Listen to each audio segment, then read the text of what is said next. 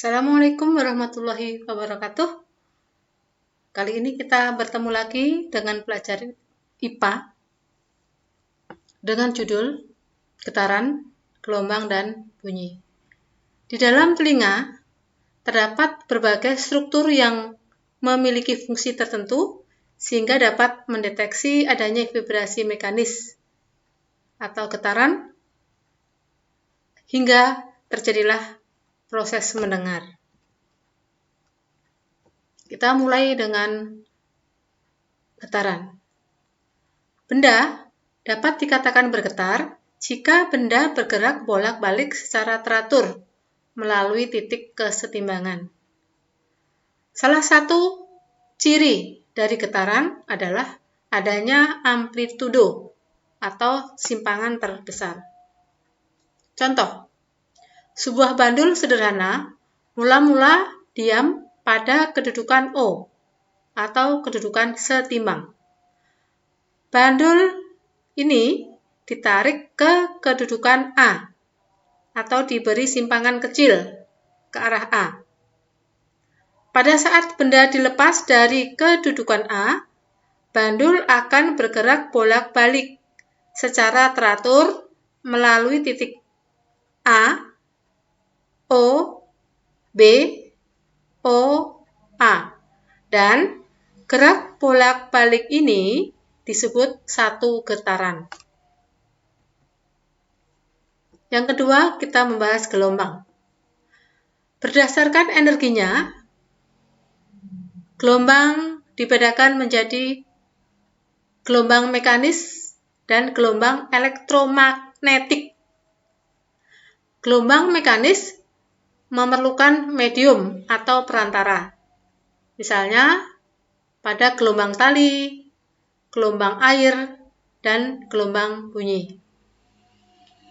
Yang kedua, gelombang elektromagnetik tidak memerlukan medium. Misalnya, gelombang cahaya. Apabila ditinjau dari arah rambatnya, atau berdasarkan arah rambatnya, gelombang dibedakan menjadi dua, yaitu gelombang transversal dan gelombang longitudinal. Kita lihat perbedaannya. Yang pertama, gelombang transversal. Gelombang transversal ini ada beberapa hal yang menjadi ciri khas, yaitu yang pertama, panjang gelombang transversal sama dengan jarak satu bukit gelombang dan satu lembah gelombang. A, B, C, D, E.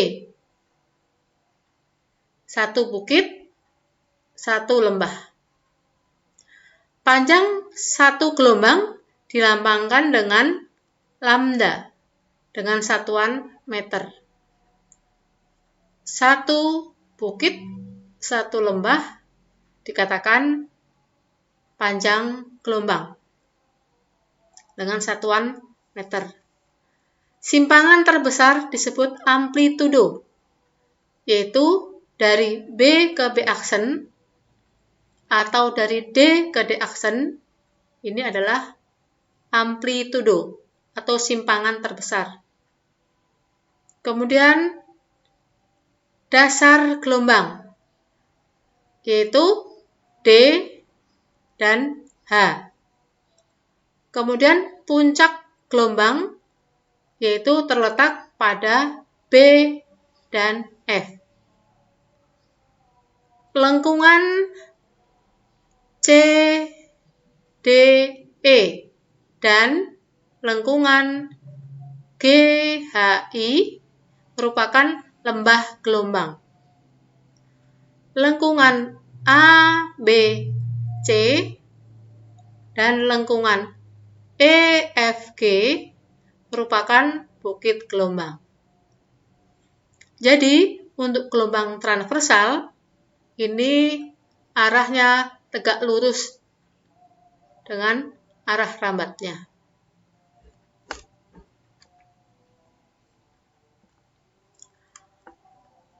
Waktu yang diperlukan untuk menempuh satu gelombang disebut periode gelombang. Satuannya sekon atau S dan dilambangkan dengan T.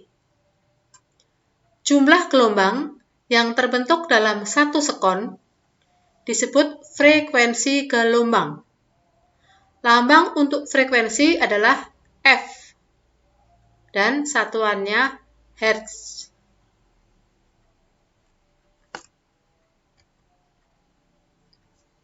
Gelombang yang kedua adalah gelombang longitudinal.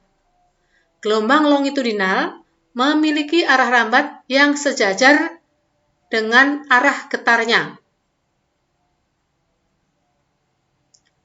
Berbeda dengan gelombang transversal tadi, kalau gelombang transversal, arah rambatnya tegak lurus dengan arah getarnya. Contoh gelombang longitudinal adalah gelombang bunyi. Satu gelombang longitudinal terdiri atas satu rapatan dan satu renggangan. Kita lihat pada gambar 10.4. Pada gambar ini ada renggangan, ada rapatan. Ada renggangan, ada rapatan. Satu renggangan, satu rapatan merupakan satu gelombang longitudinal. Jadi, pada gambar ini ada dua gelombang longitudinal. Kita mencoba menyelesaikan soal yang ada di sekitar kita. Di sini kita ambil contoh, jika ayunan sederhana bergetar sebanyak 60 kali dalam waktu 15 sekon, tentukan frekuensi ayunan dan periode ayunan. Untuk menjawabnya, kita tulis dulu hal yang diketahui. Dalam soal tadi, yang diketahui adalah getaran sebanyak 60 kali. Waktu yang diperlukan 15 sekon.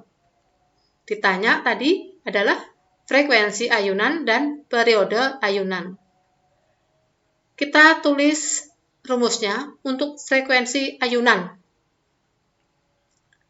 F sama dengan N dibagi T, di mana N tadi adalah getaran berjumlah 60, T adalah waktu yang diperlukan 15 sekon.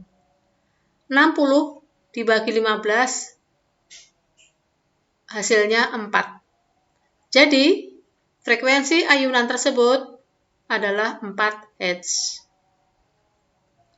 Kemudian, bagaimana periode ayunannya? Kita tulis rumusnya, T besar, periode, sama dengan T kecil, waktu, dibagi N, yaitu jumlah getaran. 15 dibagi 60 sama dengan 0,25 S. Jadi, periode ayunan tersebut adalah 0,25 S. Kita lanjutkan ke yang ketiga, yaitu bunyi. Suara yang kamu dengar dikenal dengan bunyi. Bunyi merupakan salah satu dari gelombang longitudinal yang merambatkan energi gelombang di udara sampai terdengar oleh reseptor pendengar. Bunyi ditimbulkan oleh benda-benda yang bergetar.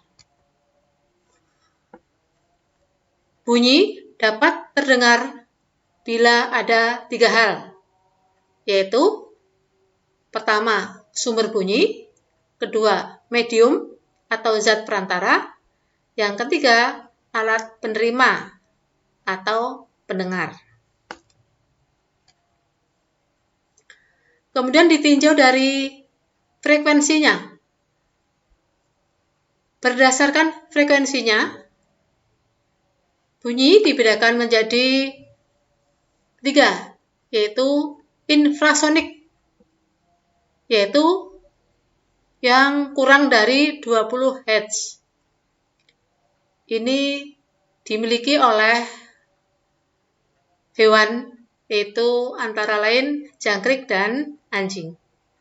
Kemudian yang kedua, audiosonik, yaitu yang frekuensinya antara 20 sampai 20.000 Hz. Ini dimiliki oleh manusia. Jadi kemampuan manusia yaitu frekuensinya 20 sampai 20.000 Hz. Kemudian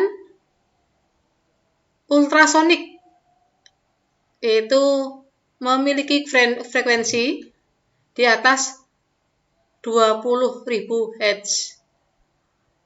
Nah, yang sanggup mendengar frekuensi di atas 20.000 Hz yaitu kelelawar, lumba-lumba, dan anjing.